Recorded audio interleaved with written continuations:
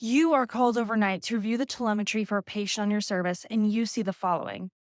What do you see? This is a regular, wide, complex tachycardia. Before you've had the chance to think further, a nurse comes over to you and asks you to check out this EKG on another patient. What do you see?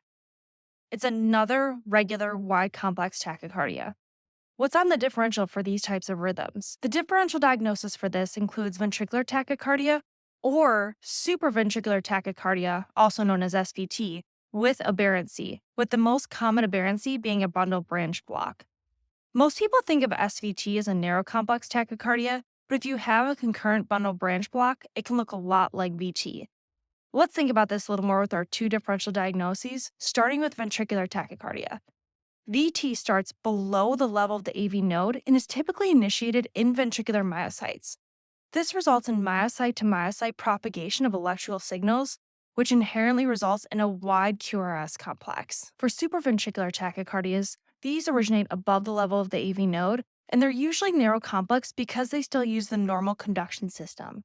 However, if there's an aberrancy, such as a bundle branch block, and the normal conduction system is disrupted, this will ultimately result in myocyte to myocyte propagation, leading to a wide QRS complex. Okay, let's move on. What are some EKG features that can help us confirm the diagnosis of ventricular tachycardia and don't usually show up with supraventricular tachycardia with aberrancy? One of these is a capture beat. A capture beat is a normal supraventricular beat that is able to be conducted normally through the normal conduction system and occurs between the wide complex beats of ventricular tachycardia. One way you can remember that a capture beat won't be seen in SVT with an aberrancy is because in SVT with aberrancy, the bundle branch block will prohibit the normal conduction of beats through the His-Purkinje bundle branch system. Thus, you will only see wide QRS complexes. Another is a fusion beat. A fusion beat occurs when a normal capture beat and then a wide complex beat from ventricular tachycardia coincide at the same time to form this intermediate hybrid morphology that then ultimately results as this fusion beat. Let's talk about some of the other EKG clues that may point us more towards VT rather than SVT with aberrancy.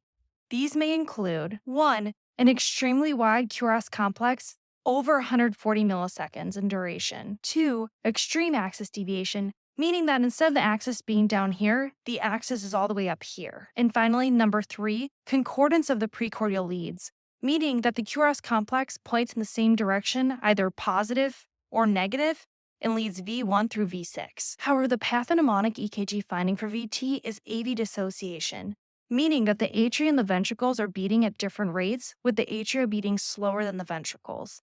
If you see this finding on EKG, you don't have to look for other clues to differentiate VT from SVT with aberrancy. Take a look at this strip from our first case to explore this further. As you can see here, the atria are the red arrows, and they're beating at a different rate from the ventricles or the blue arrows. In this case, the red arrows are beating slower than the blue arrows. This confirms that these ventricular signals are originating outside of the atria, and this person is in VT. On the other hand, if you see P waves conducted in a one-to-one fashion with the QRS complexes, there is no AV dissociation, and this is supraventricular tachycardia. Let's talk a little bit more about SVT with aberrancy, pulling in our EKG from case number 2. In patients who have SVT with aberrancy, it can be helpful to look at their baseline EKG and see if they have a resting bundle branch block at baseline. So for example, you see their baseline EKG has a wide QRS complex that looks like a left bundle morphology. And when they're in SVT, they have a similar wide complex that also looks like a left bundle morphology.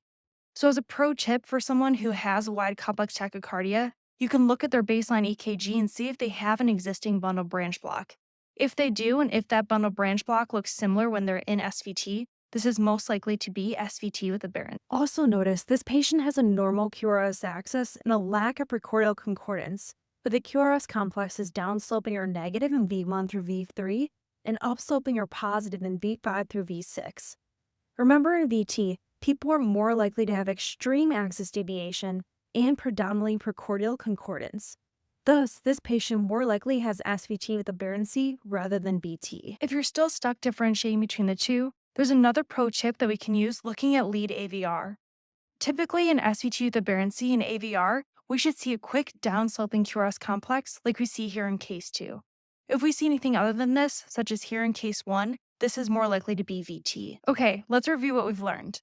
First, The differential diagnosis for wide complex tachycardia includes 1. Ventricular tachycardias, and 2. Supraventricular tachycardias with aberrancy. Second, AV dissociation is pathognomonic for ventricular tachycardia.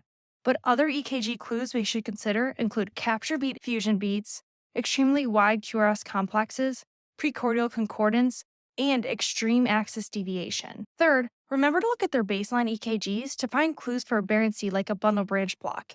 In SVT with aberrancy, the QRS morphology will likely look similar to their baseline EKG morphology. And finally, don't forget to look at AVR. In SVT with aberrancy, the QRS morphology is more likely to be negative with a sharp downstroke, and any other QRS morphology in AVR is more suggestive of ventricular tachycardia.